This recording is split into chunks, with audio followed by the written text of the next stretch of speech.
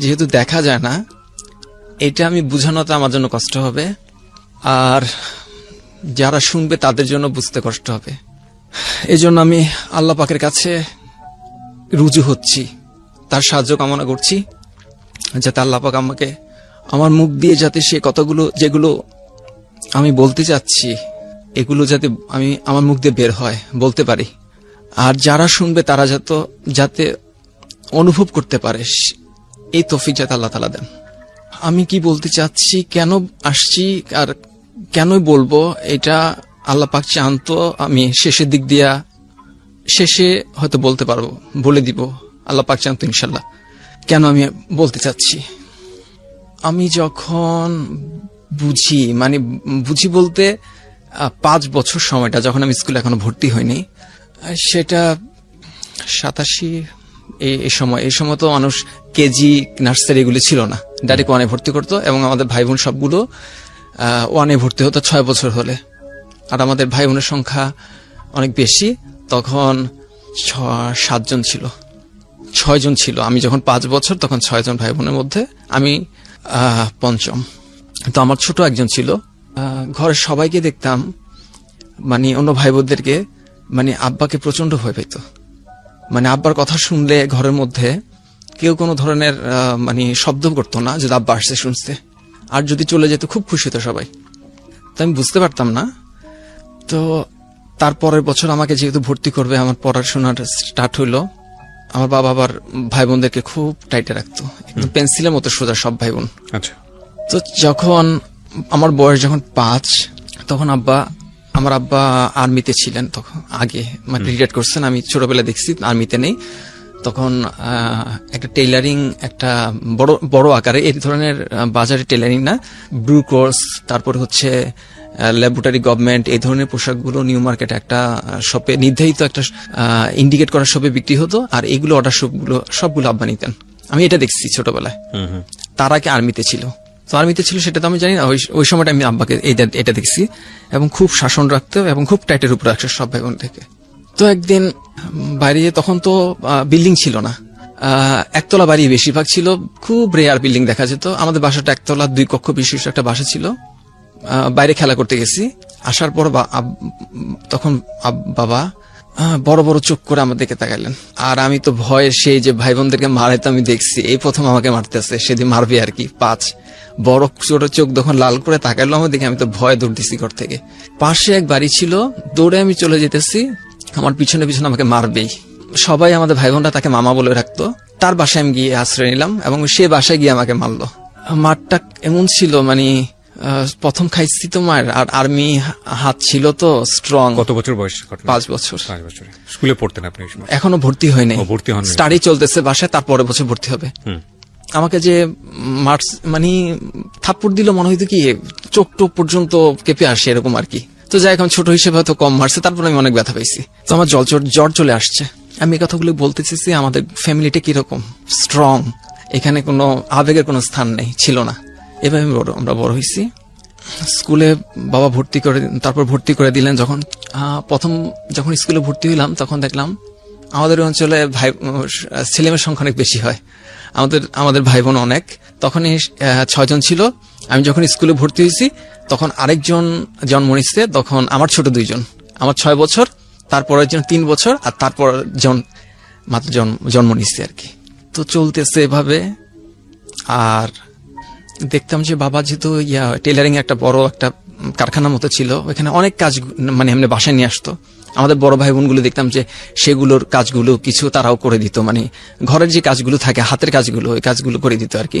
বড় 3টা বোন ছিল, বড় ভাইয়া ছিল, এই কাজগুলো তারাও করতো, আমার করতে হতো না, আমি তো তখন ছোট। এভাবে চলতে যাচ্ছে। বাবাকে তো পেন্সিলের মতো ভয় আমরা সোজা হয়ে থাকতাম।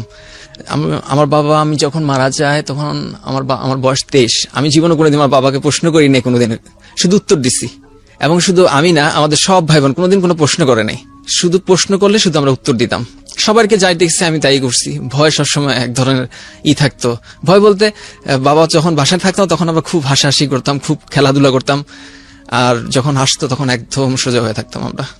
আমি এবার আমার মূল বিষয়টার মধ্যে আসতেছি। আমি যখন ক্লাস 6-এ পড়ি। আমরা যে এলাকাটাতে থাকতাম ওখানে আমাদের বাড়িগুলি সবগুলি সময় একতলা বাড়ি ছিল সবগুলো। একটা বড় প্রশস্ত একটা রোড ছিল, ওখানে আমরা খেলা করতাম, ছেলে মেয়ে সব খেলা করতাম। এবং সব বাড়ির ওখানে স্থানীয় মানুষ ছিল, তাদের ছেলেরা মেয়েরা আমরা সবাই একসাথে খেলা করতাম, খুব মজা করে খেলা করতাম। ঠিক আমাদের বাসার অপোজিট একটা বাসা ছিল, এটা হচ্ছে ওখানকার স্থানীয়। ওর ওখানে একটা মেয়ে ছিল, নামটা না বলি। সে বয়সে আমার 1 বছর ছোট। আমি 6-এ পড়ে, ও 5-এ পড়ে। আমরা খেলা করতাম, ও ফুটবলও খেলতো, কেটস পাই দিয়ে ফুটবল খেলতো। তো বাবা আমার অবজেকশন থাকতো না, দেখতো যে আমাদের ফ্যামিলিটা এরকম না, এই জন্য আমাদের সাথে মিশতে দিত। অন্যদের সাথে ওভাবে মিশতে দিত না ওদেরকে, কিন্তু আমাদের সাথে মিশতে দিত। ওরা যেহেতু ওখানে স্থানীয় এবং ভালো প্রভাবশালী ছিল তারা। তো এক পর্যায়ে যখন আমি 6-এ উঠলাম, 7-এ উঠলাম, ও 5 থেকে 6-এ উঠলো। আমার বইগুলো যখন নভেম্বরে যখন পরীক্ষা শেষ হয়ে যায়, ডিসেম্বর জানুয়ারিতে বই পাওয়া যায় না, তখন বই পাওয়া যেত না, ফেব্রুয়ারি বই পাওয়া যেত না, এমন সময় ছিল। আমার বইগুলো নিয়ে যেত, ওরা মই পাঠাইতো যে বইগুলো নিয়ে আস যাতে স্টাডি করতে পারে বাসায়। তো যখন নিত তখন আমার কাছে খুব ভালো লাগতো বিষয় তো সে তো আমার খেলার সাথী। তো একদিন আমাকে ভাইয়া বলে ডাকতো, 1 বছর বড় হলো আমাকে ভাইয়া ডাকতো। ক্লাস 3 শেষ হবে ভাইয়া বলো যে ভাই আপনি আজকে ছিলেন না, আজকে তো আমরা খেলতে যাই নাই কেন? বলে যে আমার ভালো লাগে না। তো তারপর আমি দেখছি যে যেদিন ও না থাকে সেদিন আমারও খেলতে ভালো লাগে না। যাক, এই বিষয় এক পর্যায়ে ওরা সপরিবারে কানাডা চলে যায়। তখন তো আমাদের খেলার সাথে একজন কমে গেছে, তখন ভিতর থেকে এটা খারাপ লাগলো। ওইটা আমি বলতেছি, কিন্তু সে খেলার সাথে ছিল, তার জন্য আমার কাছে খুব খারাপ লাগতো। আর তো যাই হোক, যেটা বাস্তবতা মেনে দিতে হবে, চলতেছে, আমিও চলতেছি। সেটা মোটামুটি বিরহ থাকলো, ভুলে গেছি। ক্লাস 8-এ যখন আমি পড়ি, স্কুলটা এরকম ছিল, মর্নিং শিফটে মেয়েরা পড়বে, ডে শিফটে ছেলেরা পড়বে। মেয়েদের 8টা থেকে 12টা ক্লাস, আর ছেলেদের হলো 12:30 থেকে বিকাল 4:30 পর্যন্ত। তো আমি স্টুডেন্ট হিসেবে, যেহেতু আমার বাবা অনেক স্ট্রং, আমাদের কিন্তু কোনো টিচার ছিল না, সেক্ষেত্রে আব্বা আবার দিত, 1ম, 2nd, 3rd হতে হবে, টিচারও ছিল না। বলে আব্বা বলতো যেটা বুঝোস না সেটা আমি বুঝাই দিব আমার কাছে। যেদিন ওনার কাছে বুঝতে সেদিন তো মায়ের তো মাটিতে পড়বে না। তো ভয়ে ভয়ে বুঝতামও না। অঙ্ক আমি মুখস্থ করে ফেলতাম, বুঝতাম না, আমি মুখস্থ করে ফেলতাম। যে বীজগণিত এগুলো সব মুখস্থ করে আমি লিখতাম। তো ক্লাস 8-এ যখন সবাই চায় যে কিছু স্টুডেন্ট আসছে প্রথম বেঞ্চের দিকে বসতে চায়, কিছু আছে শেষের দিকে বসতে চায়। তো আমি প্রথম বেঞ্চ কখনো বসতে পছন্দ করতাম না। যখন রোল 1 ছিল তখন আমি ফার্স্ট বেঞ্চে কখনো বসতাম না, সেকেন্ড বেঞ্চে সবসময় বসতাম, এটা আমার ভালো লাগতো।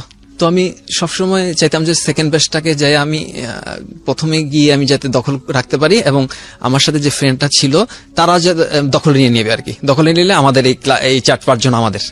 ওরা দেখতাম যে ওদের মেয়েদেরকে একটু টিটকারি দিত, তাদেরকে বলতো দেখ কি ভালো লাগে, কিন্তু আমি কখনো, আমার অনুভূতি আসতো না এটা অ্যাকচুয়ালি ওরকম। আমার কাছে মনে হতো কি, আমি এখানে একটু ব্যাক করে একটু কথা আসতেছি। আমি আমাদের ফ্যামিলি মানে ধার্মিক টাইপের ফ্যামিলি। তো যখন আত্মীয় স্বজনদের বাসায় যেতাম, আমার খালা ধানমন্ডিতে বাড়ি, তার নিজের বাসা। মামা একটা কিছুদিন আগে রিটায়ার করছে, সচিব ছিলেন একটা মন্ত্রণালয়ের, আমি নামটা বলতেছি না। তো তিনি সরকারি বাসায় থাকতেন। ছোটবেলা দেখতাম যে খুব হাই সোসাইটি। তখন আবার আম্মাকে বলতাম যে মা, সব দেখি মানে খুব হাই লেভেলের, আমাদের তাদের থেকে আমাদের মানে নিচে কেন? তখন আম্মু বলতেছে যে আমাদেরও অবস্থা খুব ভালো ছিল। তোর আব্বা যখন আর্মিতে ছিল তখন করাচিতে ছিল, তখন খুব ভালো বংশ দেখে এবং খুব ভালো দেখে এখানে বিয়ে হয়েছিল। এক পর্যায়ে আস্তে আস্তে সম্পদগুলো কমে গেছে। আব্বা একটু রাগী ছিল, প্রচুর বিক্রি করছে সম্পদ। এভাবে যে কখনো যে মানে এরকম পরিবেশে চলে আসুন কখনো কল্পনা হয় নাই। তো বলতো যে এগুলো তো আল্লাহ তাআলা পরীক্ষা, তো আল্লাহ তাআলা বিভিন্নভাবে পরীক্ষা নিয়ে থাকে মানুষকে। তো সেই জন্য আমার আম্মা খুব আফসোস করতো, আর সবসময় আল্লাহর কথা বলতো, যে বিভিন্ন নবীদের স্টোরি বলতো, মা আমিনার কথা বলতো, তারা ক্ষুধার্ত ছিল সেসব কথা বলতো। তো বলতো যে সে তুলনাতে আমরা ভালো আছি। তো আমরা তো আত্মীয় স্বজনের মতো না, কিন্তু নামছি। তখন থেকে আমি যখন নামাজ পড়ি, আমার বয়স যখন 8-9 বছর, তখন থেকে মসজিদে গিয়ে নামাজ পড়ি। এখন তো মসজিদ অনেক কাছাকাছি, তখন দূরে ছিল, মসজিদে গিয়ে নামাজ পড়ি। এবং তখন বড় মানুষরা করতো কি, নামাজে ছোট মানুষদেরকে সাইড করে পিছনে পাঠাই দিত। তো আমার কাছে খারাপ লাগতো, আমি তো নামাজ পড়তে গেছি, আমি দুষ্টুমি করতে যাইনি। আর পিছনে যদি আমি নামাজ পড়ি বাচ্চাদের সাথে, তাহলে তো আমার নামাজ হবে না। এ ধরনের একটা বুঝ আমার ছোটবেলা থেকেই ছিল এবং 8-9 বছর তখনই ছিল। তো আমি আগের জায়গায় যেতেছি যখন 8-8 যখন আমি পড়তেছি, এভাবে যখন গেটে কথা বলে তখন আমার সেন্সে কখনো আসতো না যে বিষয়টা। আমার কাছে মনে হইতো কি মেয়েদের দিকে, আমি তো হাদিসে কিছু কথা জানতাম, মেয়েদের দিকে একবার তাকালে দ্বিতীয়বার তাকাইতে নাই। তারপরে হচ্ছে আমার মনে হইতো কি আমি এগুলি এই কারণে আমার কোনো মানে আমি হয় না, আকর্ষণ আসে না, মানে হয় না আমার এরকম মনে হইতো আর কি। তখন আমার সাথে আমার কয়েকটা ফ্রেন্ড ছিল, ক্লোজ ফ্রেন্ড, আর ক্লাসমেটের মধ্যে একটা ছেলে ছিল, ওর বাবা ছিল পুলিশে ছিল। আমি আরো একসাথে ভর্তি হয়েছি ক্লাস 6-এ বয়েজ স্কুলে। ক্লাস 6 ওর সাথে পড়ছি, ক্লাস 7 পড়ছি, ক্লাস 8-এ গিয়ে তো ও আমার ক্লাসমেট, কথা হয় প্রতিদিন, মাঝে মধ্যে না হইলো পাশে অনেক সময় সিট পায়, ওইভাবে বসে। 3 বছর ওর সাথে আমি পড়াশোনা করছি। তো 8-এর সময় যেটা হলো, ও আবার একটু মাঝে টাইপের মোটাসোটা টাইপের ছিল আর একটু তোতলা ছিল। তো আরবি টিচার যখন আসতো, আরবি টিচারের সাথে ও খুব করতো, মজা করতো আর কি। আর ওকে খুব মারতো, ও খুব মারতো, আবার মার খেয়েও আবার দেখতাম মজা করতো। এগুলা তো আমার খুব ভালো লাগতো, যে আমি খুব খুব করতাম যে এত মারে, আর আমি যেহেতু মায়ের ভয় পাই। ওকে, আমরা এখান থেকে ফিরবো ছোট্ট একটা বিরতির পর। আপনারা শুনছেন জীবন গল্প ঢাকা FM 90.4-এ, এবং এই অনুষ্ঠানটি একযোগে প্রচারিত হচ্ছে আমাদের যে ইউটিউব চ্যানেলটি আছে ঢাকা FM এর, সেখানে গেলে আপনি শুনতে পাবেন www.youtube। আগে ছিল, ক্রস করে আমার পিছনে ওর সিটটা পড়ছে। পড়ার পর এখন পরীক্ষা দিতেছি, ও যখন কিছু পারে না তখন আমাকে জিজ্ঞেস করে, দোস্ত বল। তো আমার যতটুকু সম্ভব সেই হিসেবে আমি ওকে বলতাম। তো সেভাবে কেমন যেন একটা ভালো লাগার মতো তৈরি হলো।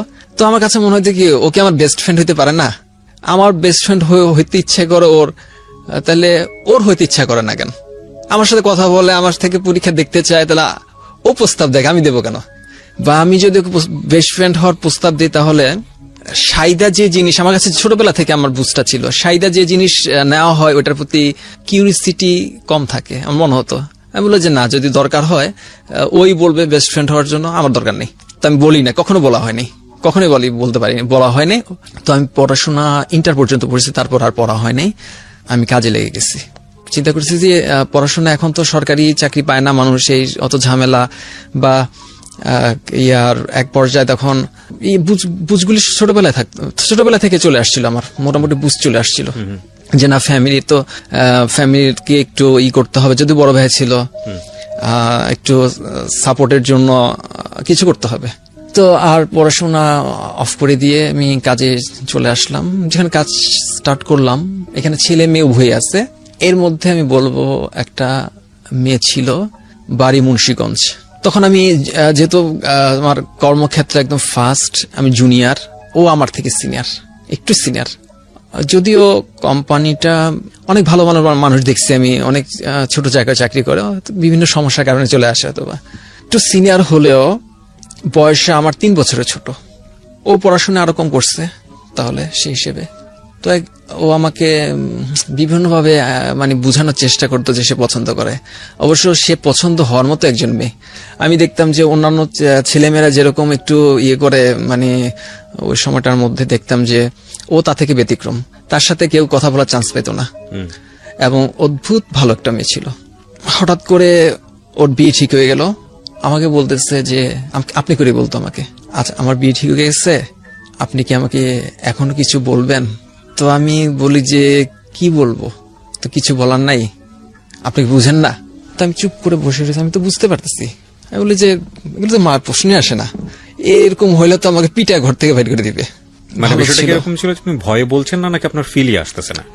আমি ওই সময় জিনিসটা বুঝতাম না, আসলে ওইভাবে বুঝতাম না। আমার কাছে মনে হতো কি, আমি তো ধার্মিক একটা পরিবারের মধ্যে, এবং আমি তো সেটা করতেছি, মেয়েদের সাথে বেশি করা এটা তো এলাও করে না। সেই হিসেবে কাজের ক্ষেত্রে যেহেতু কথাবার্তা টুকটাক হইতেছে, যেহেতু কাজই করতেছি, সেক্ষেত্রে এটাই তো বেশি, বা ওরকম হতো না, বা ওরকম তো আবার মনে হইতো যে আসলে তো অনেকটা ভালো মেয়ে, মানুষের জীবন সঙ্গী হিসেবে এরকমই হওয়া উচিত, তো এরকম মনে হতো আর কি, এরকমই তো হওয়া উচিত। তাই বলে না, আমার কিছু বলার নাই।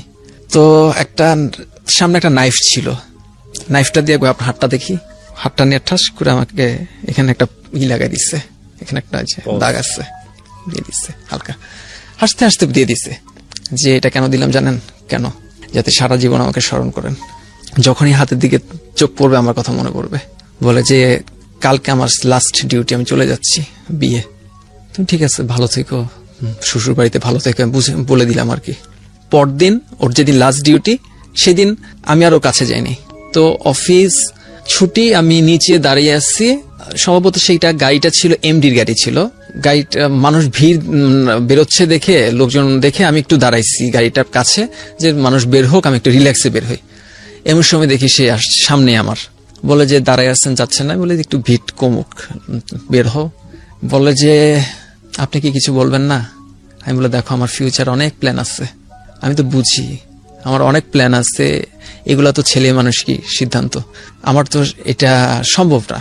তো বলে যে আপনি যে গাড়িটার পিছনে দাঁড়ায় আছেন, আমি দোয়া করি এরকম গাড়ি যেন আপনার, এরকম মালিক যেন আপনি হন। তো দেখলাম যে কান্না আর কি চলে গেল আর কি। তো আমার কাছে এরকম কান্না বা এরকম কিছু মনে হলো না। Actually you don't have any feel for her, আপনার কোনো ফিলিংস ছিল না। আমার Naturally কান্না যেটা বা হয়েছে- আমার খারাপ লাগতেছিল, খারাপ লাগতেছিল, কার কারণে কান্না আসতেছিল না। মেয়েটাকে ভালোবাসতেন না? ওই যে ভালো ছিল এরকম, আমি সব মানুষকে ভালো যত লাগা, মানুষ, ভালোবাসার প্রতি পার্থক্য আমি আছে। যেমন মাকে ভালোবাসি, তারপরে যেমন ইয়েকে ভালোবাসি, না, ভাই আমি লাভ বোনদেরকে, বলতে যেটা বোঝাচ্ছি ওরকম কোনো কিছু আমি ছিল না। ওটাকে আমার কাছে মনে হইতো না, আমার কাছে মনে হতো ওইটাই মনে হয়, সবার মনে হয় এরকমই হয়। খুব ক্রিটিক্যাল কিছু টার্ম আপনারা একটু বোঝার চেষ্টা করবেন। আমরা গল্পের ভেতরে ঢোকার চেষ্টা করছি, আসলে গল্পটা কি সেটা আমি এখনো বুঝে উঠতে পারিনি।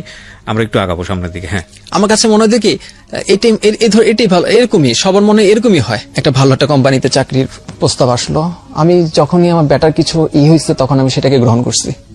আমার দিন যাচ্ছে, আমি নতুন কোম্পানিতে আরেকটাতে জব যখন স্টার্ট করলাম, ওখানে আবার ডিপার্টমেন্ট এরকম ভাগ ছিল, যেমন 3টা ভাগ করা। আমি একটা ডিপার্টমেন্ট আমি যাওয়ার পরে দেখলাম যে আমার যে বসটা সেটা একটু মানে একটু বদমেজাজি টাইপের, বদরাগী টাইপের।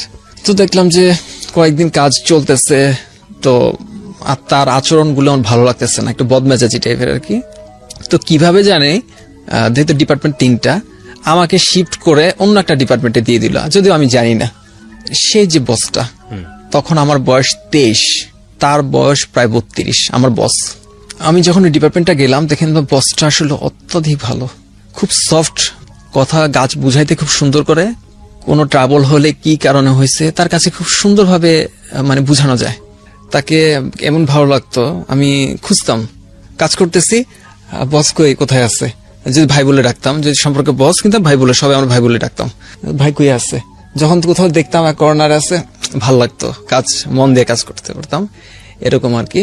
তুমি যখন কাজে কিছু রিকোয়ারমেন্ট থাকতো, এগুলো কাজের প্রোগ্রামগুলো যখন আমাকে দিত, আমি সবার আগে তার সিগনেচারটার উপর আমার চোখটা পড়ে যেত। না, কিন্তু আমার কথা হচ্ছে যে গল্পটা আমরা যেদিকে নিচ্ছি, আমরা আমাদের হয়তো ভিউয়ার্স যারা দর্শক দেখছেন তারা তো কিছুটা হলে বুঝবেন। এই ভালো লাগা তো একটা ছেলের নর্মাল ভালো লাগা, এখানে সমস্যা কোথায়? কিন্তু আপনি ভালো লাগাগুলোকে এমফাসিস কেন করছেন, বিশেষ করে স্কুল আমি লাইফে? যাব পরবর্তীতে, তখন এগুলো আমার দরকার হবে, এই জন্য আমি এগুলো ফোকাস করতেছি। পরবর্তীতে আমি যখন রিভিউ করব, তখন আমি এগুলো রিভিউ করছি আমি আমার লাইফটাকে। পরবর্তীতে এসে এখন সিগনেচারটা আমি এতটা পছন্দ হইলো আমার, আমি আর্টে অতটা ভালো না, কিন্তু ওনার এত কঠিন সিগনেচারটা আমি রপ্ত করে ফেললাম, মানে নকল সিগনেচার। একদিন আমি তার হাতটা ধরতে ইচ্ছা করতেছে আমার, কি করব, একটা ঘড়ি কিনলাম। ঘড়ি কিনে বললাম যে ভাই আপনার হাতটা দেখি। বললো কেন? আমি বললাম যে দেন।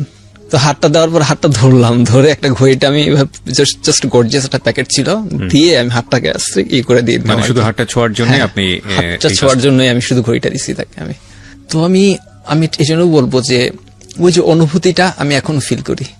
কিন্তু আপনার তো ওই সময় বিষয়টা মানে ধরার কথা যে this is quite absurd feeling, নর্মালের জায়গাটা থেকে প্রশ্নবিদ্ধ একটা ফিলিংস আপনার কাছে কখন? ওই সময় প্রশ্নবিদ্ধ মনে হয়েছিল একটু। আর তবে আমার কাছে মনে হয় আমি তো কোনোদিন কোনো মেয়ের হাত ধরি না, হয়তো এর থেকে আরো বেশি অনুভূতি ভালো লাগার মানুষের। ভালো লাগার মানুষের হাত ধরলে ভালো লাগবে, হয়তো একটা মেয়ে যদি হবে তার চাইতে মনে আরো বেশি ভালো লাগবে। আমি তো কখনো আর কোনোদিন কোনো মেয়ের হাত, ফিমেল পার্টটাকে তখনো ডিনাই করেন নাই? আমি কখনো ধরি না, কোনো মেয়ের হাত এর আগে কখনো ধরা হয় না আমার। ওকে, আপনি এটা খুব নরমাল মনে করেন, ন্যাচারাল। হ্যাঁ, ন্যাচারাল। ভালোবাসার মানুষকে ভালো লাগছে, তার হাতটা ধরছে আমার ভালো লাগছে। অন্য মেয়েদের হইলো আর ওইটাকে আমি অত ডিপলি নেই তখন। এমন সময় আমার এক আত্মীয় আমাকে বললো যে লোকাল কোম্পানিতে তো অনেকদিন চাকরি করতেছো, বিদেশি কোম্পানিগুলি, ফরেন কোম্পানিগুলিতে চাকরি করো, তোমার জন্য অমুক একটা কোম্পানি দেখছি, ওখানে তুমি এটা ট্রাই করো।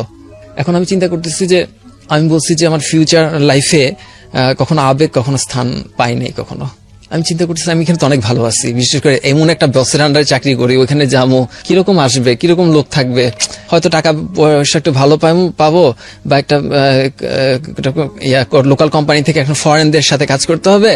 ঠিক আছে, ওকে, তো ভাষাটাও একটি ইংলিশে কথা বলার এগুলো স্টাডি তখন থেকে মানে আগে থেকে আরো স্টার্ট শুরু করছিলাম। ফরেন চাকরি করতে হবে এই ধরনের স্টাডি জন্য করতেছিলাম আর কি। তো যেখানে ওখানে যাওয়ার পর চাকরিটা হয়ে গেল। চাকরি হয়ে যাওয়ার পরে আমি এমন সময় আমার কাছে একটা প্রস্তাব আসলো, সিনিয়র একটা প্রস্তাব। তখন আমি বললাম যে আমার কাছে এরকম একজন পার্সন আছে যেরকম আপনি চাচ্ছেন এরকম লোকই আছে। আমি চাইছিলাম যে সে কিন্তু আমাদের কোম্পানিতে না, অন্য কোম্পানিতে, মানে আমি যে বস ছিল তাকে আমি মানে অন্য কোথাও, আমি দেখতেছি সেও একটা লোকাল কোম্পানিতে আছে, তবে ওনার যে এরকম এক্সপিরিয়েন্স আছে, একজন ভালো মানুষ, তার একটা ভালো জায়গায় চাকরি করা উচিত। আমি ট্রাই করছি সেখানে চাকরির জন্য তাকে, সেটাও একটা বিদেশি কোম্পানি ছিল।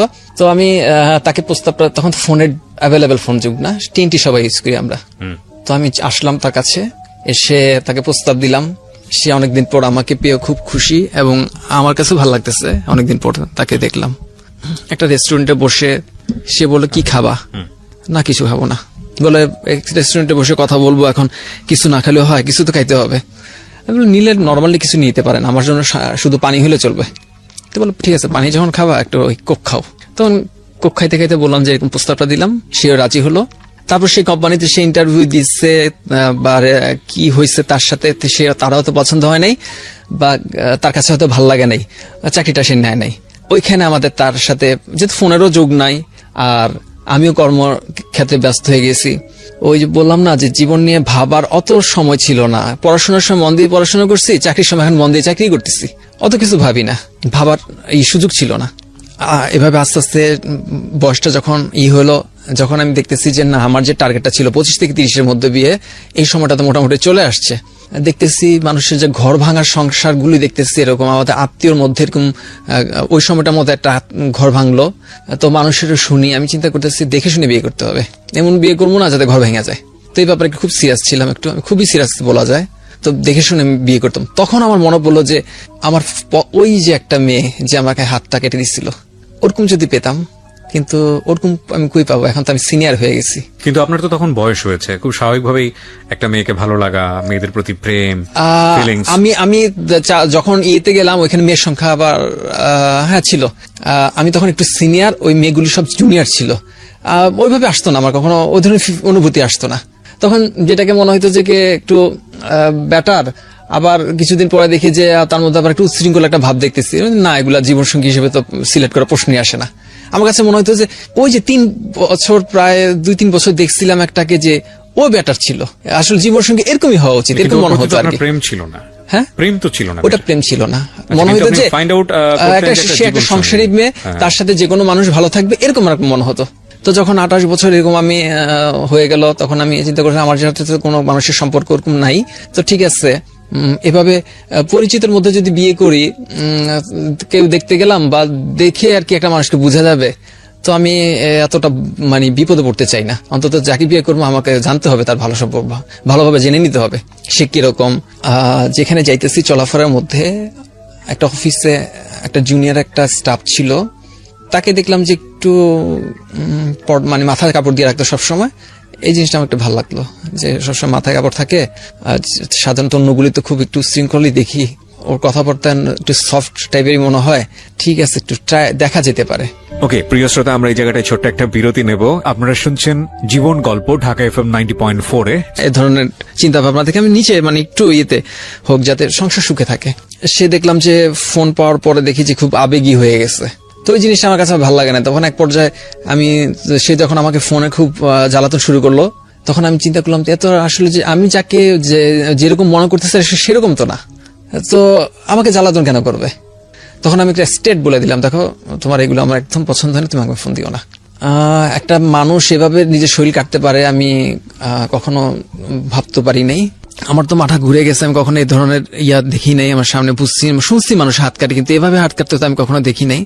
তো আমার খুব মাথা ঘুরতেছিল। ওকে আমি বলতেছিলাম যে এগুলা কি, তুমি কি আমাকে ব্ল্যাকমেইল করতেছো? বলে যে না। তা আমি আচ্ছা তোমাকে আমি কোনোদিন বলছি একবারও যে তুমি আমি পছন্দ করি ভালোবাসি এরকম বলছি? বলে যে না। কেন করছো? বলে এটা আমার এক পক্ষ থেকে হয়েছে, আমি আপনাকে কখন ভালোবাসি ফেলছি আমি নিজেও জানি না। বলে যে আমার যেখানে বিয়ে ঠিক হয়েছে এটা আমার তো বিয়ে টিকবে না, আমার তো যেহেতু ওটা ঠিক হয়েছে ওটা টিকবে না। তো আমি বলেছি ঠিক আছে দেখো আমি আমার ফ্যামিলি যদি রাজি হয় সেক্ষেত্রে আমি রাজি হইতে পারি, কিন্তু আমি কিছু বলতে পারবো না এখন। সেদিন আমি মানে জাস্ট আসার পথে ওর হাত টাচ করছিলাম এইটা, তখন আমি দেখলাম যে আমার যে ভালো লাগার যে অনুভূতি ওরকম না, ভালো লাগার যে অনুভূতিটা যেটা আমি বললাম যে আমার বস এখন আমি ফিল করি অনুভূতিটা, ভালো লাগাটা এরকম না। তখন আমার মনে হইতেছে আমি তো ওর উপর একটু বিরক্ত টাইপের, ও কেন এগুলো করলো, এগুলো কোনো ভালো মেয়ে করে কিনা, একে কিভাবে নিয়ে সংসার করা যাবে। এ যদি আমাদের বাসায় যায় অন্যান্য মানুষ দেখে যদি শরীর কাটা বলবে যে কোন ছেলের সাথে যেন ইয়া ছিল, এগুলো এখন আমাদের সংসারে এসে ঢুকে গেছে। তো আমি মিলাইতে পারতেছিলাম না, কোনো অবস্থাতে মিলাইতে পারতেছিলাম একা একা। পর দুলাভাইয়ের সাথে শেয়ার করলাম যে ভাই আমি তো বিপদে পড়ছি, এরকম একটা মেয়েকে এরকম বলে যে এগুলা থেকে দূরে থাকো, ছেলেদেরকে ট্যাপে ফেলানোর জন্য যথেষ্ট ইয়ে করবে। এর মধ্যে আরেকটা কথা বলি, জাস্ট ডক্টর সামনে যেভাবে কথা বলে আমি সেটাই বলতেছি, এটা লজের বিষয়। আমি রাত্রে হলে ঘুমাইতে পারতাম না, খুব মানে ই করতো আর কি। ঠিক আছে। আমি রাত্রেবেলা গোসল করতাম, রাত্রেবেলা অনেক সময় দেখা গেছে যে ওই যে বাথটব নেই আমাদের নর্মালি টয়লেট, সেক্ষেত্রে আমি ইয়ে করে বড় বলের মধ্যে বসে থাকতাম। মানে বুঝতে পারছেন যে মানে শারীরিক কোনো সমস্যা মানে ফিল করা প্রশ্নই আসে না। ঠিক আছে, এটা কেন এত ঘন ঘন হচ্ছে? আমি একটা ডক্টরের সাথে কথা বলি যে স্যার এটা কেন আমার এত ঘন, আমি শুনছি মানুষের মানে কি সপ্তাহে হয়, আমার সপ্তাহে 2-3 বার এটা হয়ে যায় কেন, এটা কি শরীরের জন্য খারাপ না? সে বলে যে হয়তো সমস্যা কি। আমি বলছি আমার তো টেনশন হয় যে এটা কি শরীর ক্ষতি হবে না, হয় না নাকি, আমি জানতে যাচ্ছি, আমার কিউরিসিটি থেকে জানতে আসছি। স্যারে বলে যে দেখো একটা টিউব নিয়ে দেখালো কাচের, যে এটা যদি ধরো এটা ফুলফিল এখন বুঝতে পেরেছি, এটা ভরে যাওয়ার পর অটোমেটিক পড়ে যাবে, এটার টেনশনে কি আছে? সে আমার বলে যে সপ্তাহে 2-3 বার না, মাসের মধ্যে 30 দিন এবং এক রাতে 2 বার হলেও কোনো সমস্যা নেই। খুব শর্ট টাইমের মধ্যে বিয়ের প্রস্তুতি। আমি 2 ঘন্টার মধ্যে আর কি ইয়ে করা যায়, 2 ঘন্টার মধ্যে সামনে বাজার, সামনে যে মার্কেট, তো ভালো মার্কেট না, কোন রকমের জিনিসপত্র কিনে দুপুরবেলা ওদের ওখানে চলে গেলাম। কাজী চলে আসলো, বিয়ে পড়াইতেছে, বিয়ে হয়েও গেল। আমি ঢাকায় চলে আসলাম, আসার পরে সেই দিন রাত্রে আমাকে বলতেছে যে বিয়ের এগুলো কি জিনিসপত্র, এগুলা দিয়ে দেখে তো আমার তো লজ্জা পাইছি আত্মীয় স্বজনের কাছে। তখন আমি বলি তুমি কি মাথা শূন্য? বিয়ের 2 ঘন্টা সময় দিয়ে বিয়ের সামগ্রী তুমি পছন্দ মতো চাচ্ছ, এটা কেমন কথা? আমাদের কিন্তু ঝগড়া লেগে গেল। ওকে কিন্তু আমি নিয়ে আসিনি, বিয়ে করে তো ওখানে রেখে আসছি, চলে আসছি আমরা ঢাকায়, আমার সাথে রাত্রে ঝগড়া লাগাই দিচ্ছে। এগুলো কি জিনিসপত্র দেওয়া হলো? হ্যাঁ আমি তো লজ্জায় আমি মাথা হ্যাট। তাই আমি বলি যে তোমার ইয়ার লজ্জা পাওয়ার কি আছে? আমাদেরকে যেভাবে, তোমার কি কমন সেন্সের ঘাটতি আছে? আবার তুমি হলো একটা কিন্ডারগার্টেন টিচারও, পড়াশোনা কিন্ডারগার্টেন টিচার তো বেশি পড়াশোনা লাগে, ইন্টার পাস। তুমি একটা কিন্ডারগার্টেন টিচার, তোমার কমন সেন্সের এত ঘাটতি কেন? 2 ঘন্টা সময় দিয়ে আবার তুমি বিয়ার বাজার খুব ভালো চাচ্ছ, ঝগড়া হলো। তারপরে এভাবে চলতেছে, ঝগড়া হয় 2 দিন কথা হয় না, তারপরে আবারও মানে কথা হয়, এরকম আর কি, যেহেতু বিয়ে হয়ে গেছে আর কি। একদিন আমাকে বলতেছে যে কবে আসা হবে? আমি বলি যে কবে আসা হবে মানে তোমাদেরকে তো আম্মা বলছে যে আমরা বউ এখন তা তো তাড়াতাড়ি উঠাতে পারবো না, আমাদের ঘরে এক্সট্রা রুম নাই, আমার যে ইয়ার ছেলেরা ওখানে শেয়ার করে ঘুমায়, এক্সট্রা রুমের ইয়ার প্রয়োজন আছে, তো সেক্ষেত্রে আমাদের মানে করতে হবে, আর 6 মাস পরে মেকে নিব। তো 6 মাস তো বলেই দিছে। তো বলে যে মানুষ উল্টাপাল্টা কথা বলে। কি কথা বলে? বলে বিয়ে করে রেখে গেছে, ছেলের কি কোনো সমস্যা আছে? তখন আমার ভিতরে মাথার মধ্যে একটা কাজ করলো, আমি তো একটু ওভার স্মার্ট। অফিস থেকে 4 দিন ছুটি নিলাম, 3 দিন যাবো আর কি, যেহেতু আমাকে খুব খোঁচা দিয়ে একটা কথা বলছে। তো আমি গেলাম ওদের বাসায়, ওর জন্য কিছু অর্নামেন্ট নিলাম, সেটা আমি বলতেছি ঠিক আছে, আমাদের যেদিন বাসর রাত বলা যায়, ওইভাবে সাজানোটার জন্য তো ওরকম না, জাস্ট আসছে জামাই, তুলে তো এখনো দেয় নাই, থাকবে। তো আমি তাকে কিছু অর্নামেন্ট এগুলো পরা দেওয়ার জন্য আমাকে বলে যে এগুলো ঠিক আছে, আমি কি এগুলো তোমাকে পরাই দিব? বলে যে মানে আমাকে তখন আপনিও বলে না তুমিও বলে না, মাঝে মাঝে একটা শব্দ ইউজ করে, বলে ইচ্ছা। পরে আমি তাকে কানে পড়াইলাম আর কি। তো অনুভূতি আমি কিছু বুঝতেছি না, আমি চিন্তা করছি ঠিক আছে, ওর সাথে কথা বলতে বলতে আমি বলতেছি দেখো আমি আজকে সারাদিন জার্নি করে আসছি, আমাকে একটু ঘুমাইতে দাও, একটু কথা ভগভগ কম করো, যেহেতু কথা বলছো বিকালে, আমাকে একটু ঘুমাইতে দাও, আমি একটু রিল্যাক্স হই। আমি একটু মানে রিফ্রেশের জন্য আমি একটু ঘুমানোর জন্য চেষ্টা করতেছিলাম। তো আমার ঘুম ভাবও আসলো একটু ঘুমানোর মতো। তখন দেখলাম যে আমার স্বামী স্ত্রীর সম্পর্কে যেরকম মানে থাকার হওয়ার কথা, জাস্ট ওইভাবে জাস্ট আমিও রেডি। মনে হলো আগুনের মধ্যে পানি ঢেলে দিলে যেটা হয়, আমার স্বাভাবিক ইয়াটা জিরোতে চলে আসলো। আমি তখন মিলাইতে পারতেছিলাম না, এটা কি আশ্চর্য খেলা, কেন আমার খেলা হলো কেন? আচ্ছা, ও কি এইসব যে মোবাইল টিপাটিপি করছে এই জন্য কি তার কি আমাকে ভালো লাগে নাই? আচরণের কারণে এটা এরকম হলো কিনা, তাই মোবাইল টিপাটিপি করছে এই জন্য কি তার কাছে করছে এই জন্য কি ভালো লাগতেছে না, এরকম হলো কেন? উনি আপনাকে কোনো কোশ্চেন করছিল বা কোনো? না, রাতে কোনো কোশ্চেন করে নাই, তবে দেখছি যে অন্যরকম একটা ভারী ভারী হয়ে আছে। সকালবেলা দেখলাম যে তার ভাবি, চাস্তো ভাবি, সে আমার ঘরে, সে সহকারে। তো বলে যে আসলে আপনাদের মধ্যে কি সমস্যাটা কি হয়েছে সমস্যা? আমি বলি যে সবাই ধারণা করছে যে ঝগড়াঝাটির কারণে। হ্যাঁ, কি সমস্যা হয়েছে বুঝতে পারে যে এরকম। তো বলে যে সমস্যা হয়েছে, বলেন কিসের অভিমান চলতেছে? তা বলে যে আমি তো কোনো অভিমান না, জাস্ট আমি বললাম যে এরকম ওকে আমি বললাম যে আসো নামাজ পড়ি। ও তো রাজি করলো না, আমাকে একেই পড়তে হলো। লাস্টে ওকে আমি, এটা তো আর বলা যেতেছে না তাকে ওরকম ইয়াটা, তো আমার সাথে এরকম করলো। তো ঠিক আছে, তো সে যে ভাবি তার তো একটা দাম্পত্য জীবনে একটা ইয়ে আছে, অভিজ্ঞতা আছে, সে লজ্জা পাচ্ছে না, ডাইরেক্ট সেভাবে বলতেছে, কিন্তু আমি লজ্জা পেতেছি। আমার ওয়াইফকেও দেখতেছি যে সে লজ্জা পায় না, কারণ তার ভাবি, তার সাথে একটা ক্লোজ সম্পর্ক, যেহেতু সে একটা মহিলা মানুষ এবং সে আমি চিনি না, এই জন্য তার আমার কাছে লজ্জাই লাগতেছিল বিষয়গুলো যখন আমাকে বলতেছিল সে।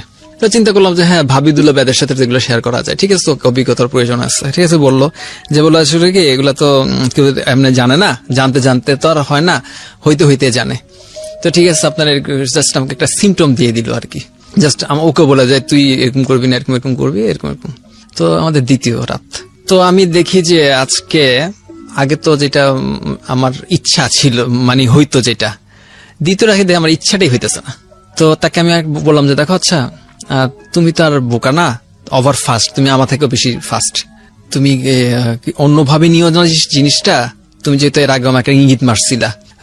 তো আচ্ছা আমি তো তোমার কারো যদি কোনো সময়, আমি তাকে ডাইরেক্ট বলে ফেললাম, আমি কখনো নিজের দোষ আমি কখনো আড়াল করি না, আমি নিজের দোষ সবসময় আমি নিজের ঘাড়ে নিয়ে নিই।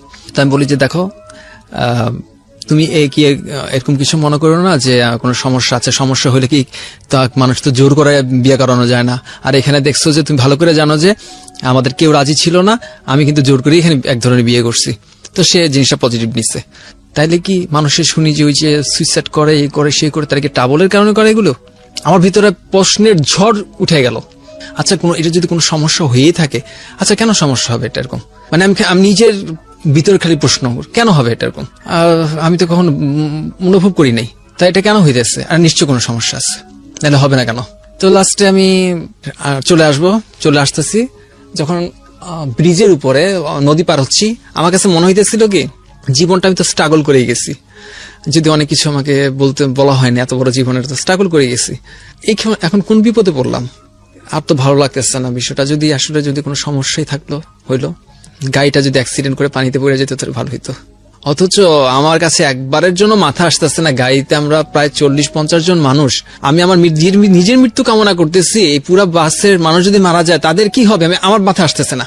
আমি চিন্তা করতেছি যদি গাড়িটা এখন পড়ে যেত ভালো হইতো। কোথায় যাচ্ছিলেন গাড়িতে করে?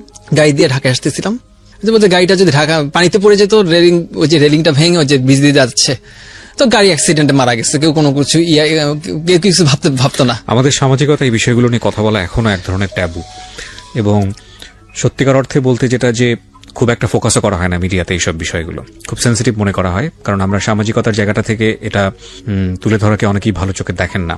কিন্তু আমাদের দৈনন্দিন জীবনে এটা খুব গুরুত্বপূর্ণ একটা ব্যাপার। নীরবে নিভৃতে আমাদের সমাজ জীবনে বা ব্যক্তি জীবনে এই বিষয়গুলো একটা মানুষের জীবনকে কত ভয়ানক করে দিতে পারে প্রপার নলেজ না থাকলে, বা প্রপার জীবন ব্যবস্থা আসলে কি হতে পারে এরকম একটা সমস্যার প্রেক্ষাপটে এগুলো যদি প্রপার গাইডেন্স না থাকে, তাহলে একটা মানুষকে কি পরিমাণ হয়রান হতে হয়। এই যে সুইসাইডের কথা আসছে এখানে, তাহলে আপনারা চিন্তা করে দেখেন বিহাইন্ড দ্য স্টোরিটা কি। সো আমরা মনে করি এই জিনিসগুলোর প্রপার ফোকাস হওয়া উচিত, প্রপার ডিসকাশন হওয়া উচিত, কারণ একটা জীবন খুব মূল্যবান, খুবই মূল্যবান। সুতরাং সেই অর্থে আমাদের এই আজকের এই এপিসোডটাকে, আজকের এই পর্বটাকে আপনারা জানার জায়গাটা থেকে ভ্যালু দেবেন প্লিজ, অন্যভাবে নেবেন না। জি বলুন। তারপর তো ঢাকায় চলে আসলাম। আমার যে প্রায়োরিটি ছিল, ফার্স্ট যে প্রায়োরিটি ডক্টরের সাথে মিট করার। আমি সেক্স স্পেশালিস্ট, আমি গেলাম তার কাছে, আমাকে দেখে কিছু কথা বলে, তো বলে যে, তো ডক্টর আমাকে টেস্ট দিল। টেস্টের পরে রিপোর্ট নিয়ে আসার পর আমি তো চিন্তায় কিন্তু নেগেটিভ রিপোর্ট আসে কিনা।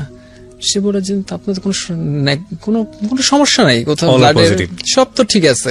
আসলে কি আমার কাছে অনেক পেশেন্ট বলতেছে, আমার কাছে অনেক পেশেন্ট আসে, এগুলো আসলে নতুন তো আপনারা, এটা এত টেনশন কিছু নাই, একদিন হয় না 2 দিন হয় না, কি হয়েছে, তো এরকম অনেক পেশেন্ট আসে। মানে মানসিকভাবে চাপ নিয়ে হ্যাঁ, এটাই বলতেছে এটা নিয়ে এত ভাবার কি আছে, একদিন হয় না 2 দিন হয় না, কি তাতে কি হয়েছে।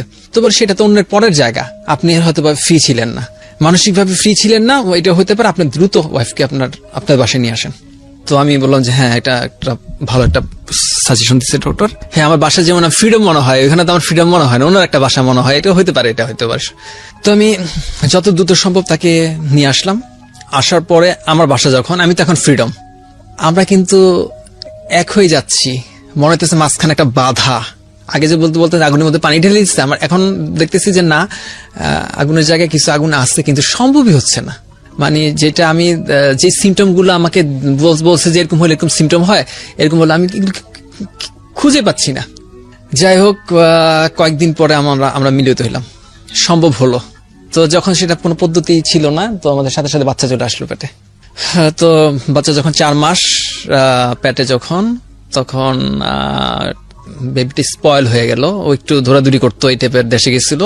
তো বলে যে একদিন এরকম সমস্যা, এরকম কি হয়েছে, বলে যে এরকম বেবি স্পয়েল হয়ে গেছে, এখন এই করতে হবে। তো ঠিক আছে, ওকে, মিসক্যারেজ হয়ে গেছে, যাক হয়ে গেল এটা। তারপরে ওকে আমি আবার নিয়ে যখন মানে দেশ থেকে বাবা বাড়ি থেকে আবার আসলো, আসার পরে কিছুদিন পরে এখন আমাদের সম্পর্ক হয়েছে, স্বাভাবিক হচ্ছে এবং স্বাভাবিক হচ্ছে, কিন্তু তার মধ্যে আমি কোনো ধরনের আনন্দ খুঁজে পাই না। আমার কাছে মনে হইতেছে এটাই তো আমার, যেখানে আমার বেঁচে থাকার কথা না, হয়েছে এতেই তো আমি খুশি আছি, এটা আমার আনন্দের বিষয় না, এটা আমার আনন্দের কোনো বিষয় না, সে আনন্দ পালিয়ে হয়েছে।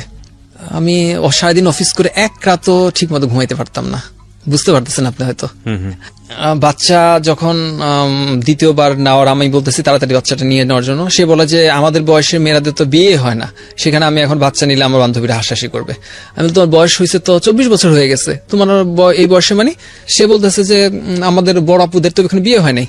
আমি তো যেটা বলতেছিলাম যে বিয়ে মেয়েদের 25 বছর 24 বছর, আর ছেলেদের আরো পরে হয় সেটা। তো ঠিক আছে, ওকে কখন নিতে চাও, আর 2 বছর পরে যাক, সে বলতেছে। তো 2 বছর চললো, আমি নিজেকে বলি যে আমরা হ্যাপি থাকার দরকার না, অন্য হ্যাপি থাকলে হইলো। আপনি ডক্টরের কাছে গেছেন? না, এখন তো স্বাভাবিক।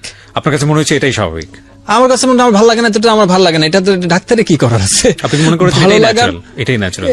হতে পারে এটা, ও আচরণ উল্টা পাল্টা করে, সেই জন্য হয়তো আমার কাছে ভালো লাগে না। তাও আচ্ছা চলুক, সমস্যা কি? আপনি ঠিক ফোকাসই করেন নাই? না, আমি এটা করে যে ও স্বাভাবিক হয়ে গেছে, ওই যে ডক্টরের কাছে গেছিলাম, তারপর যখন স্বাভাবিক হয়েছে, তখন তো আমি এটার আমি আমার মনটাকে, আমার আত্মাটাকে আমি যতক্ষণ আমার শরীরে থাকে, আমি একে প্রায়োরিটি দিই না। তো স্বাভাবিক সমাজ যেরকম আছে, আমি সেটাকে মেনে নিতে, আমি সেটাকে করি, সেটাকে সবসময় লাইক করি আমি। 3 বছর পার হওয়ার পর আমাদের বর্তমানে আমার যে ছেলেটা আর কি, সে পেটে আসলো। ওর বয়স কত? ছেলেটার বয়স এখন বর্তমানে 6 বছর বয়স। জি, বলুন। তারপর আমি দেখলাম যে ওর আগ্রহটা কম বাচ্চার দিকে, ওইদিকে একটু কান্নাকাটি করলে একটু ঘুরে, তো একটু খাওয়াই দিলে আবার দেখে আমার দিকে ঘুরে থাকে। তো দ্বিতীয় রাত্রে আমি যখন শ্বশুরবাড়িতে, আমি বললাম যে আচ্ছা, এত ছোট বাচ্চাকে তুমি সাইডে দিছো কেন, তুমি বাচ্চাকে মাঝখানে দাও, কোনো সমস্যা হলে তাকে আমরা দেখতে পাবো, আমি দেখতে পারবো, তুমি দেখতে পারবা। তো এটা নিয়ে সে আমার সাথে এক ধরনের মোটামুটি রাগারাগি করলো, বললো যে ও আচ্ছা, বুঝতে পারছি, কয়েক মাস আলাদা থাকা হয়েছে, তো কাকে জানে ভালো লেগে গেছে, এজন্য আমার প্রতি আগ্রহ কমে গেছে। তাই বলো সবকিছু নেগেটিভ ভাবে নিতেছো কেন? বাচ্চার বয়স মাত্র কয়েকদিনের, ও মাঝে থাকলে সমস্যাটা কোথায়? রাত্রিবেলা ওর যদি কোনো সমস্যা হয়, আমি দেখতে পারতেছি, তুমি দেখতে পারতেছো না। আমার সাথে এসে ঝগড়া করলো, তখন আমি রাগ করে বললাম যে তুমি যেহেতু এই সিম্পল বিষয়টাকে নিয়ে তুমি যেহেতু এভাবে আমার সাথে ঝগড়া করছো, ঠিক আছে, বাচ্চা যখন আরো বড় হবে, এ বাচ্চা মাঝখানে থাকবে, এখন থেকে মাঝখানে থাকবে। তো যাই হোক, আমার ইচ্ছা ছিল যে আমি যাতে একটু স্বস্তিতে একটু ঘুমাইতে পারি, এই জন্য বাচ্চাটা মাঝেই থাকুক, এটা আমি চাইতেছিলাম। মানে আপনি সামহাও চাচ্ছিলেন যেটা আপনার নিজের জন্য সুবিধা হয়। আমার সেফটির জন্য, আমি একটু শান্তিতে একটু ঘুমানোর জন্য আমি যাতে বাচ্চাটা মাঝখানে থাকুক এভাবে চাইতেছিলাম। তো সেটা মেনে নিতে পারতেছিল না। যাই হোক, বাচ্চাকে আমি এখানে সবাইকে একটা হাম্বল রিকোয়েস্ট করতে চাই। দেখুন, পৃথিবীতে একই ঘটনাই হাজার মানুষ হাজার রকম ভাবে দেখে। ঘটনা কিন্তু একটাই, কিন্তু এক একজন মানুষ এক এক ভাবে দেখছেন। একটা ঘটনা কবি একভাবে দেখছেন, বিজ্ঞানী একভাবে দেখছেন, সাধারণ মানুষ একভাবে দেখছেন, ভালো মানুষ একভাবে দেখছেন, মন্দ মানুষ একভাবে দেখছেন। তো দেখার অ্যাঙ্গেলটা ডিফারেন্ট হয়। আজকের এই গল্পটাকে বিভিন্ন অ্যাঙ্গেলে দেখার সুযোগ আছে, কিন্তু আমাদের উদ্দেশ্য কিন্তু একেবারে প্রথমেই আমরা পরিষ্কার করেছি।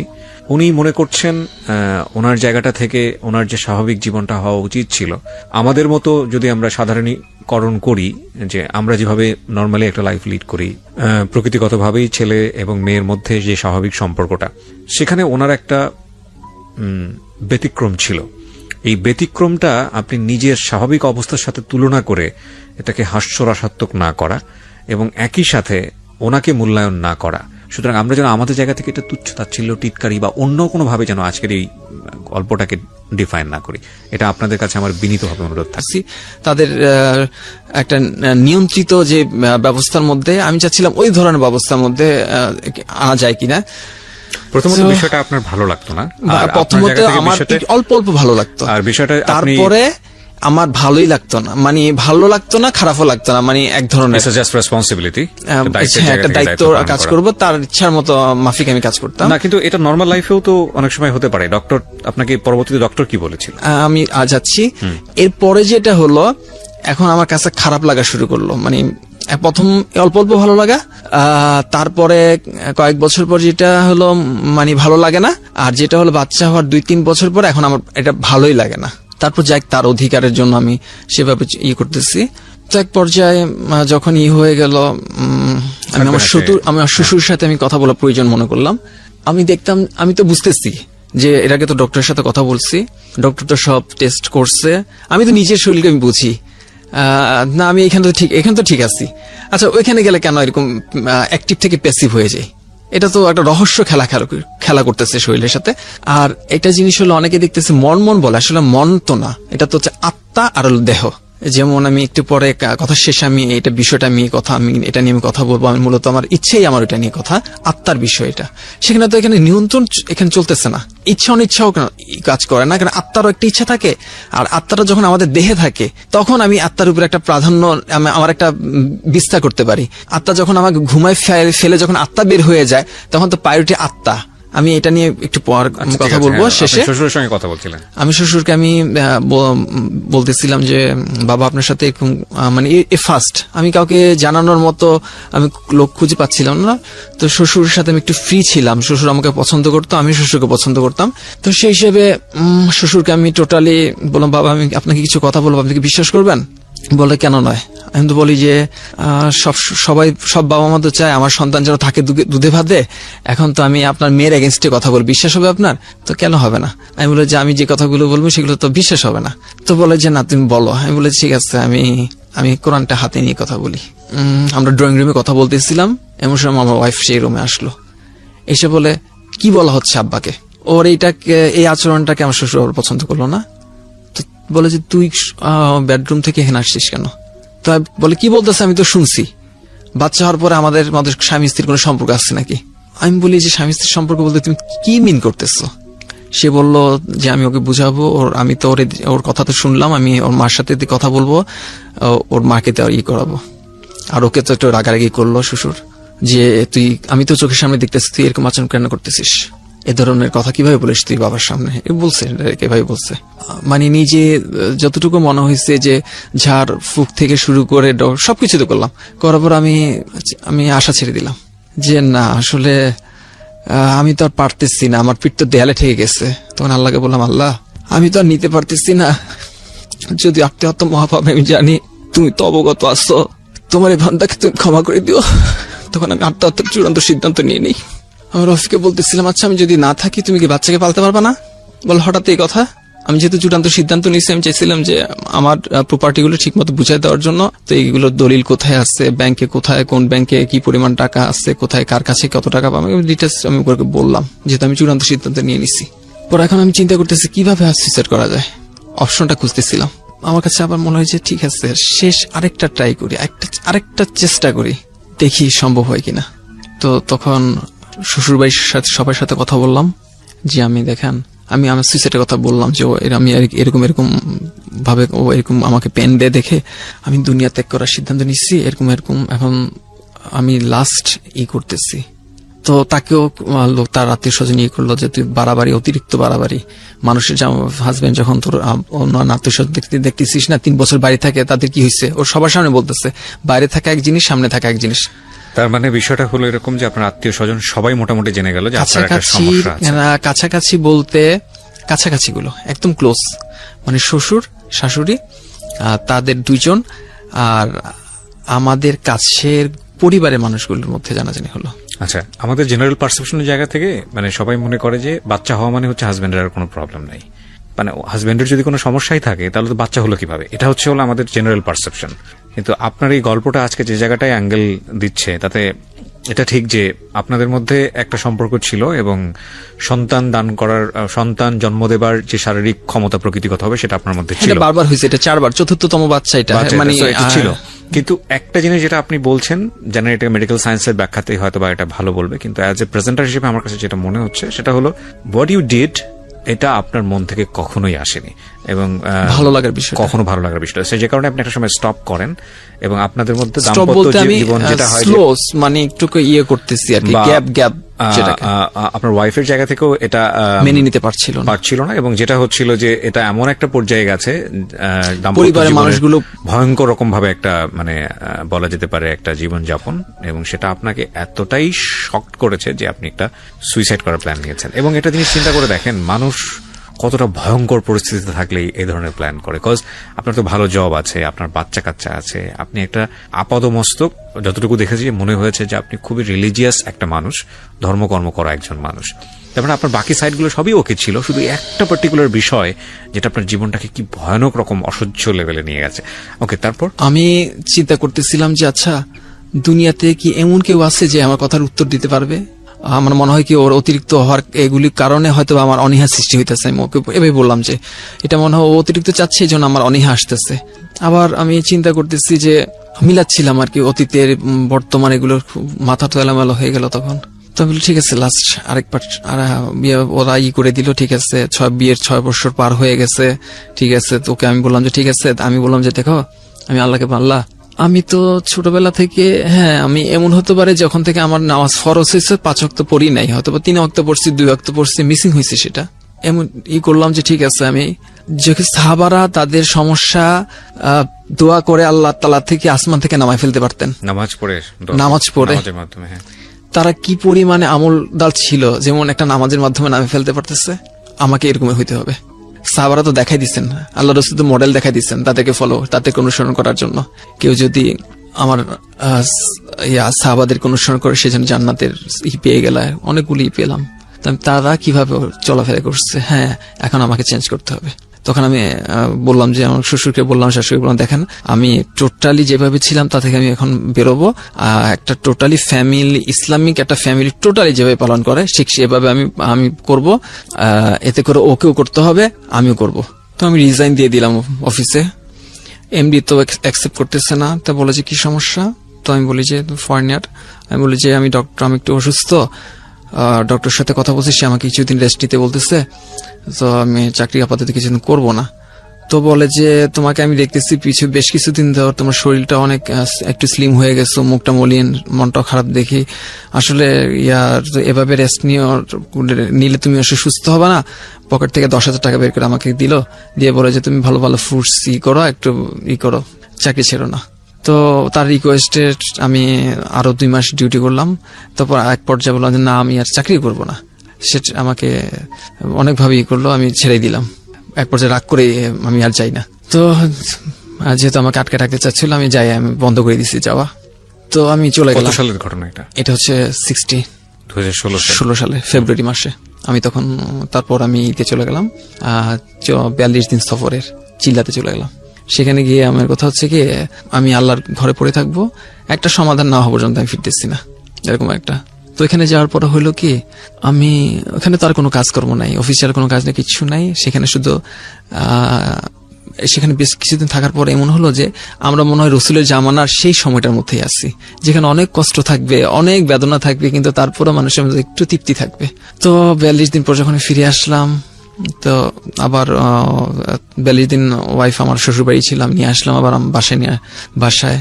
তো থাকতেছে, তারপর আমি চিন্তা করলাম যে দেখো, আমি বললাম যে দেখো, আমি তো ওয়াদা করছিলাম যে ইসলামিক ইয়ের মতো চলবো, আল্লাহ তাআলা সলভ করে দিবে। তো তারপর চলতেছে, তো আমি ওর সাথে টুকটাক, এর মধ্যে আমি শারীরিক আর মানসিকভাবে দুইটা অসুস্থতে লাগলাম। আমার অ্যালার্জি প্রচুর ট্রাবল দেখা দিলাম, শারীরিকভাবে অনেক কিছু সমস্যা দেখা দিল। অ্যালার্জির কারণে আমি ঠান্ডার সমস্যা, হাঁচি চলে আসে, আমি প্রতিদিন ওষুধ খেতে হয়। তো যাই হোক, আমি এক পর্যায়ে হঠাৎ করে একদিন একটা অস্ট্রেলিয়ান একটা প্রবাসী একটা ইন্টারভিউ নিচ্ছে একটা ছেলের। কথাটার ইয়েটা ছিল এরকম যে অন্ধকারে পড়ে থাকা একটি ছেলের আত্মকথন নামের একটা কষ্টদায়ক একটা কথা। আমি চিন্তা করলাম যে এই ধরনের জিনিস তো আমি কখনো দেখি না, আচ্ছা ঠিক আছে শুনি না আত্মকথন, কষ্টের বিষয়টা। তখন আমি যখন সেই ভিডিওতে গেলাম, এখন আমি দেখতেছি যে না, ওর কিন্তু আমার মিলে না, কিন্তু মূলত বিষয়টা যে বিয়ের পার্ট, যেটা বিবাহিত জীবন, তার সাথে তো আমাদের মিলতেছে। তো আমি বললাম যে লাস্টে ও কিছু ইয়া করবো যেগুলো আমি বললাম না।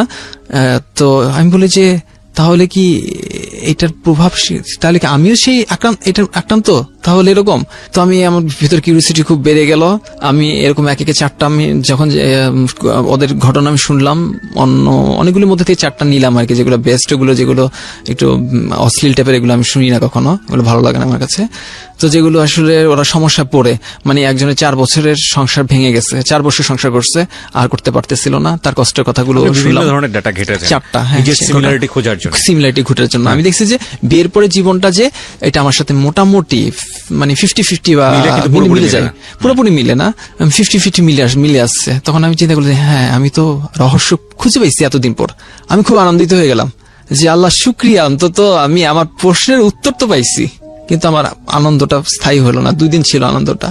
তখন আমি আবার কষ্টে পড়ে গেলাম যে আমি যখন জানতে পারলাম যে শতকরা 6 জন মানুষের মধ্যে এই জিনিসটা কাজ করতেছে, এবং 6 জনের মধ্যে আমার যে ইয়াটা এই ধরনের গুলি আবার কাজ করে প্রায় শতকরা 1টা, এরকম এ ধরনের আমি পাইছি মোটামুটি শুনে।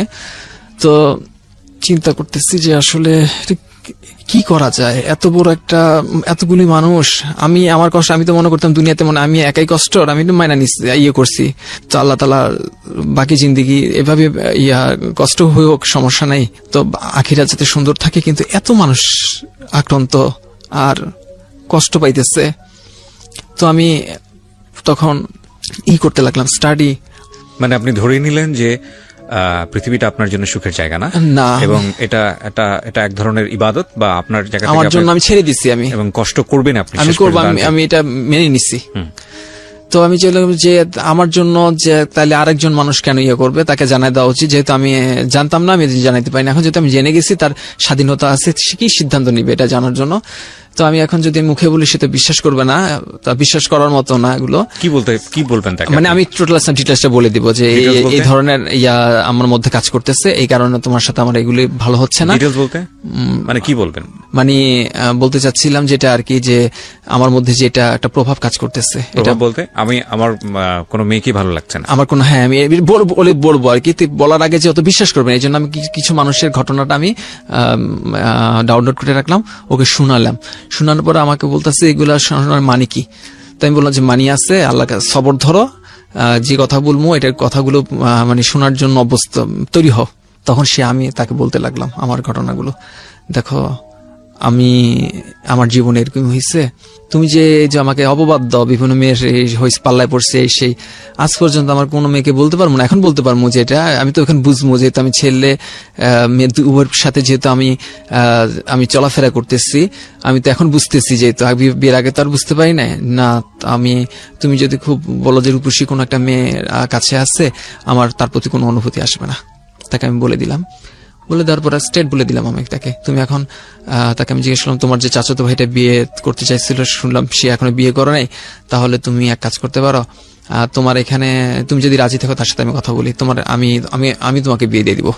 তো বলে যে ছেলেটা অত সুবিধার না। তো আমি বলি যে তাহলে মানে তুমি আপনার select করো। ওয়াইফ তাহলে মেনেই নিল এক পর্যায়ে যে না ছেলেটা যত সুবিধার না, এই ধরনের ডিসকাশন মানে হচ্ছে আমি যেটা বুঝি যে না ছেলেটা যদি ভালো হতো তাহলে হয়তো সে চিন্তা করতো। সে চিন্তা করতো। তো আমি তো তা মুক্তি দিয়ে দিতে যাচ্ছি। আমার কথা হচ্ছে আমিও তো মুক্তি পাচ্ছি। আমার কথা হলো আমার কষ্ট আমি এক থাকবো, কিন্তু আমার সাথে যত অন্যের কষ্টের কারণ না আমি হয়ে যাই। আচ্ছা, আমি আপনাকে কয়েকটা কোশ্চেন করি, একটু ছোট করে যদি অ্যান্সার দেন আপনি আমাকে। একটা যেটা হচ্ছে যে আপনি কখনো কোনো মেডিসিন ট্রাই করেছেন? কোনো মেডিসিন ট্রাই করার তো আমি কোনো প্রয়োজন আমার দেখতাম না। আমি তো স্বাভাবিক থাকতাম সব সময়। আমি ওইখানে গেলে শুধু প্যাসিভ হয়ে যেতাম, অ্যাক্টিভ থেকে প্যাসিভ ওইখানে গেলে হইতাম, এই জন্য আমার কাছে হতো না। তবে আমাকে ওই যে প্রথম যে ডক্টর করছিল তখন আমাকে সে একটা ইনজেকশন পুশ করছিল, যে আমি বললাম যে স্যার আমি তো স্বাভাবিকই থাকি, তো এখন তো আমার কাছে মনে হইতেছে যে এরকম। তো বলে যে আপনি একটু বেশি নার্ভ দুর্বল হয়ে গেছে এরকম মনে হইতেছে। শুধু তখন এটা এমনি আমার সে কখন মেডিসিন কখন নিতে বলেনি। আপনি আপনার বর্তমান দাম্পত্য জীবনে কি সিদ্ধান্ত, মানে আপনার ওয়াইফ কি আপনার সঙ্গে আছেন? না, আলাদা হয়ে গেছে, সেপারেট হয়ে গেছে। Separate হয়ে গেছে। So, what you তো are আমি planning for? লাস্টে তাকে আমি জানানোর পরে সে বলল যে আমি বললাম যে তোমাকে ঠিক আছে সমস্যা নেই, তুমিও ছেলে দেখতে থাকো আমিও দেখি, প্রয়োজনে আমি সে ছেলের সাথে কথা বলবো যাতে তোমার কোনো দোষ না হয়। আমি নিলাম, আল্লাহ যদি আমার কপালে যেটা রাখেন সেটাই তো হবে। আমি এটাকে আমি মানে আপনি আপনার ওয়াইফকে বলেছেন তুমিও ছেলে দেখো আমিও দেখছি। আমি তোমার জন্য দেখবো অনুমতি নিতেছি আর কি, আচ্ছা। যে আমি দেখি তাহলে তুমি দেখতে থাকো, তোমার বাবা মাকে জানাও। হুম। এই বিষয়টা আমি তোমার বাবা মার সাথে কথা বলতে চাইতেছি না, তুমিও জানাও। সে এক পর্যায়ে আমাকে বলল যাক বাদ দিয়ে দিলাম দুনিয়া, যার স্বামী বিদেশ আছে তারা কি থাকে না, আর যাদের স্বামী মরে গেছে তারা কি থাকে না, বাদ দিয়ে দিলাম। ছেলে দেখলাম আমার তো 6 বছরের ছেলেকে একটা দেখলাম চুমু দিয়ে ওইদিকে ঘুরে ঘুমাই দিল। মানে তার ভালো লাগে নাই, খারাপও লাগে নাই, বা কিভাবে তার মনে কি কাজ করতে সেটা তো আমি বলতে পারতেছি না, সম্ভব না। আমি হারাই যাবো কেন, ওকে ভয় দেখালাম আর কি একটু। এক পর্যায়ে লাস্টে দেখা গেল যে তখন তো শীতকাল ছিল, ফেব্রুয়ারি মার্চে আমি জানাইছি, আমি তো তখন কম্বল গায়ে দিয়ে ঘুমাইতাম, ও ঘুমাইতো। তো দেখা গেল যে এই তো গত 2 মাস, এখন তো গরমকাল, এখন তো কম্বল গায়ে দিতে হয় না। তো রাত্রে শুয়ে থাকলে আমি তো ঘুমাই থাকি, তো মাঝে মাঝে দেখে উঠে বসে থাকে। তো আমার একদিন বলতেছে আমি এগুলো বিশ্বাস করি না, নিজের কথা। আমি কি বিশ্বাস করো না? বলে যে অন্য কারো পাল্লায় পড়া হয়েছে, এই জন্য আমার ভাল লাগে না। আমি তো কোনো সমস্যা দেখতেছি না, আমাকে বলতেছে। তখন আমি বলি সমস্যা দেখতেছি না মানে কি? তখন না বললো যে রাগারাগি করলো। তখন আমি বলি যে তোমার আমার বুঝানোর এত কষ্ট করে বুঝাইয়া যদি তোমাকে আমি বুঝাইতে না পারি, কিছু করার নেই, কি সিদ্ধান্ত নিতে পারো, সমস্যা নেই, আমি রেডি আছি। তো 27 তারিখে বাবার বাড়িতে আমাকে গাড়ি ধরে দিচ্ছি, বাবা শ্বশুর সাথে কথা হয়েছে, ঠিক আছে ওর কপালে যা আছে ও মামি মিলে বুঝুক। আমি বাবার দায়িত্ব ছিল একবার বিয়ে দেওয়ার, আমি দিচ্ছি, আমি এগুলোর ভিতরে নাই, আমার এখন বয়স হয়েছে, এগুলোর মধ্যে আমি নাই। তারপর ডিসিশন এখনো পর্যন্ত পেন্ডিং অবস্থায় আছে? পেন্ডিং বলতে বলছি কাগজপত্র উঠে আর রেডি করো, কোথাও কি পাওনা দানা আছে এগুলো বললে তো হবে না, 5 লাখ টাকার সাথে সাথে দেওয়া সম্ভব না। আর যেহেতু বাড়ি করছি, বাড়ি কমপ্লিট প্রায়, যেখানে সব টাকা খরচ হয়ে গেছে, আমি যদি জানতাম যে না এখানে আমার 5 লাখ টাকা এখন দিতে হবে, তখন বাড়ির কাজটা হয়তো সেটাও নাই বললাম। আমি একটু থামাচ্ছি, মানে বিষয়টা এরকম যে আপনার ওয়াইফের জায়গা থেকে আপনার ওয়াইফ এখনো ফাইনাল কোনো ডিসিশন জানায় নাই? না, ফাইনাল হয়ে গেছে, ডাউনের মধ্যে ফাইনাল হয়ে গেছে, আমিও বলে দিচ্ছি, আমি চাইতেছি এটা ফাইনালি বলে দিয়েছেন, কিন্তু আপনারা এখন পর্যন্ত সাইন করেন নাই? আমরা এখন পেপারসে সাইন হয় নাই, মানে এখনো আল্লাহ চাইতে অনেক কিছু সম্ভব। তো আমি একটা জিনিস একটু বলি, আপনি এই গল্পটা মূলত এখানে বলতে এসছেন লাস্ট যেই ট্রান্সজেন্ডার নিয়ে যে ব্যাপারটা ওখানে রিভিল হলো, প্রায় 1 ঘন্টার একটা এপিসোড, 1 ঘন্টা 10 মিনিটের, শোনার পরে আপনি ওখানে আমাকে মেইল করেন বা কমেন্টস এর ব্যাপার ছিল, তারপরে গিয়ে হলো আপনার সঙ্গে আমি যোগাযোগ করি। তো পুরো স্টোরিটা শুনে এবং অফ দ্য রেকর্ডে আপনার সঙ্গে আমি যখন কথা বলেছি, একটা জিনিস সেটা হচ্ছে যে আপনি পুরোপুরি ধর্মীয়ভাবে যেভাবে জীবনযাপন করা আপনি সেটা চেষ্টা করেছেন এখন পর্যন্ত, এবং রেস্ট অফ দ্য লাইফ সেটাই করবেন। যেটা নিষেধ আছে সেটা আপনি নিষেধই মনে করে নিয়েছেন, যেটা আদেশ সেটাকে আপনি আদেশ মনে করে নিয়েছেন, সেটা আপনার জন্য কষ্টকর হলেও আপনি সেটা করছেন। সেটাকে পক্ষ যুক্তি দিব না, না পক্ষ দিব না, কিচ্ছু দিব না, আমি আমার লাইফ এভাবেই আমি নিব। আপনি সত্যকে অস্বীকার করেন?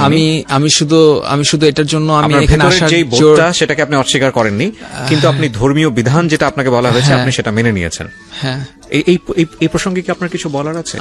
আমি একটা কথা বলবো এখানে, যে আমাদের বিচার হবে তো আত্মার উপরে, যেমন আমাদের সব আত্মা ছিল আলমে আরওয়াতে, তো আল্লাহ তাআলা সেখান থেকে তো একে একে আত্মা দুনিয়াতে পাঠালেন মায়ের গর্ভে, সেখান থেকে সেই আত্মাটা দুনিয়াতে আসলেন, সেই বেবি সেটাকে বড় হলেন, এই আত্মাটাই তো এই আত্মাটা যখন মানুষের যে মন বলে মন, হ্যাঁ আত্মার মন আছে, যখন এই আত্মাটা আমার দেহের মধ্যে আসে তখন এটার মধ্যে আমার একটা প্রভাব কাজ করে।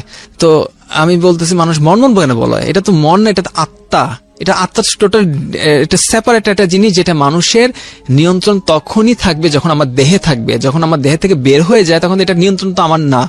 তো আমি তো ভাবি না, এবং আমি আমার জীবন থেকে টোটালি এই পার্টটাকে আমি বাদই দিয়ে দিছি, যে না এইটা টোটালি বাদ। বাকি যে কদিন আল্লাহ তাআলা হায়াত রাখছেন যাতে ইমানের সহিত মৃত্যুটা হয়, এতটুকু শুধু আমি কামনা করি, এই পার্টটা বাদ। সো আমি আপনাকে ধন্যবাদ জানাই যে আপনি আজকে এখানে এসেছেন। আমার কাছে ভালো লেগেছে পুরো গল্পটা শুনে, আমি মন্ত্রমুগ্ধের মতো শুনেছি, লম্বা সময় নিয়ে শুনেছি, যে আমি আসলে এক্সপেক্ট করতে পারিনি এন্ডিংটা এখানে যাবে। I do respect your believes, এবং এটা আমাদের ধর্মে আছে, এটা আমাদের জীবন ব্যবস্থায় আছে, সামাজিকতা সব জায়গাতেই আছে। তুমি যেই বিশ্বাসী হও না কেন, আরেকজন মানুষের উপর জোর করে বিশ্বাস চাপায়ও না, তার বিশ্বাসের প্রতি রেসপেক্ট রাখো, সম্মান রাখো, এবং তাকে যদি সেই জায়গাটা থেকে সরাতে চাও তাহলে আমাদের রিলিজিয়নে যেটাকে বলে হিকমা, সুন্দর করে বুঝিয়ে সেই জায়গাটা থেকে, এবং যতদিন সে না আসবে তাকে বোঝাতে থাকো। তো আপনি আপনার জীবন ব্যবস্থা নিয়ে আজকে এখানে এসেছেন, খুব ক্রিটিক্যাল একটা সমস্যা, কিন্তু আপনি আপনার মতো করে সমাধান নিয়েছেন। সেটা কেউ অ্যাকসেপ্ট করুক আর না করুক সেটা তাদের ব্যক্তিগত বিষয়। তো প্রিয় দর্শক এবং শ্রোতা, আজকের এই এপিসোডটা ছিল একেবারেই নন ইনভেস্টিগেটিভ একটা শো। আমরা প্রত্যেকটা মানুষকেই ফ্লোর দিই তার মতো করে বলার, কিন্তু তার মানে এই না তিনি যেটা বলছেন সেটা একেবারেই শতভাগ সত্য। আপনি বিশ্বাস করবেন কি করবেন না সেটা আপনার একান্তই ব্যক্তিগত, কিন্তু জানার ক্ষেত্র তৈরি হয়েছে, সেই ক্ষেত্রটাকে আমরা আমাদের এই এপিসোডে খুব ভালোভাবে হাইলাইট করার চেষ্টা করেছি, আমাদের সামাজিকতা, আমাদের ধর্মীয় ব্যবস্থার সমস্ত কিছু মাথায় রেখে। যারা তখন আমাদের সঙ্গে ছিলেন তাদেরকে ধন্যবাদ জানাই। জীবন গল্প প্রত্যেকটা মানুষের জীবন গল্প তুলে নিয়ে আসার চেষ্টা করেছে বিগত 9 বছর ধরে, আজকেও সেই চেষ্টা অব্যাহত রেখেছে। হয়তো এমন কোনো গল্প আসবে যে গল্পে এই ভাই যে জায়গাটি